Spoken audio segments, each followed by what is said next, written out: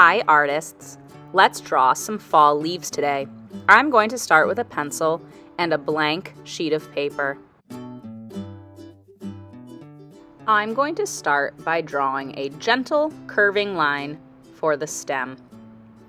Then I am going to go back and make another curved line for each side of the leaf, so it is symmetrical or the same on both sides.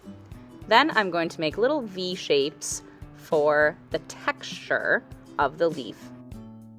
Here I'm going to draw the curving, more oval shape of the leaf first, and then add a stem, and then the texture. So you can decide which way you like better, drawing the stem first or the shape of the leaf first. Here I'm going to add another double line at the bottom of the stem to make it look a little more realistic. I'm then going to use a wavy or curvy line to create the sides of the leaf. Remember, you can pause the video anytime to go over the directions again or to catch up. Here I am using a curving zigzag line to make each side of this new leaf. Then again, the stem right down the middle and a little bit of texture. Remember artists, there are many different kinds of leaves from many different plants and trees. Here I'm just creating a simple round shape, a circle or an oval with a stem and some texture. Now I'm just working on filling up my paper with these falling leaves.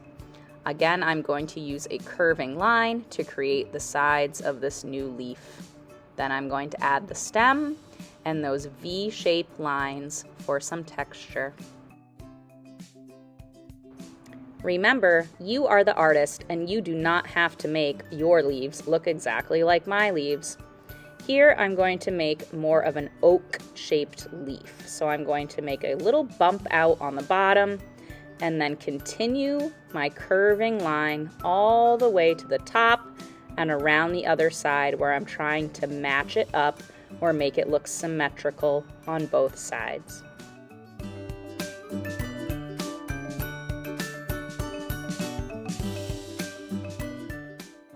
I've got a little bit more space on the bottom of my page, so I'm going to try a maple leaf. This one is a little bit more complicated, so if you want to try it, go for it. I'm going to make 2 diagonal lines toward the bottom of my page. Then I'm going to draw 2 lines towards the top, and I'm almost making a little M shape on the side. And again, I'm going to match it with the other side. Try and make it symmetrical. I'm going to go up, make a point, and then go back down the other side with the other point. This one is a little tricky, so if you want to stop the video and rewind and watch it again, go for it. When I'm happy with all of my falling leaves, I am going to trace with a Sharpie. You could choose to use a fine point or even an ultra fine point for those little details.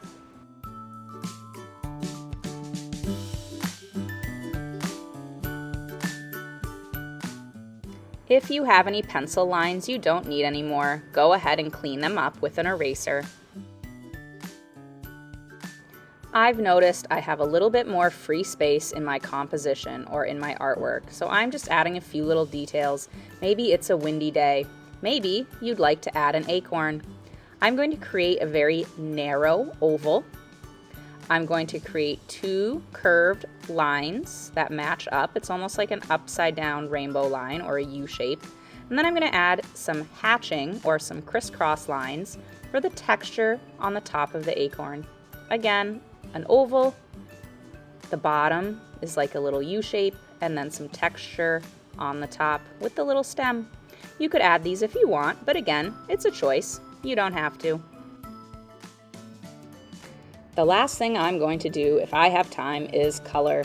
I've chosen to use crayons because I'd like to do a little bit of color mixing and layering. Colored pencils would be another great option for those choices. But if you're a friend that likes to use the bright, bold colors of markers, that could be a great choice as well.